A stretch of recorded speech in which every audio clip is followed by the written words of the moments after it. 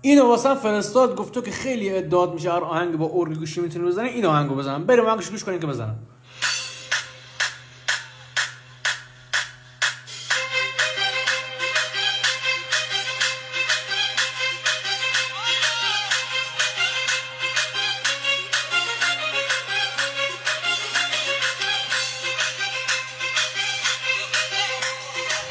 نوبتی هم باشه، نوبت منه.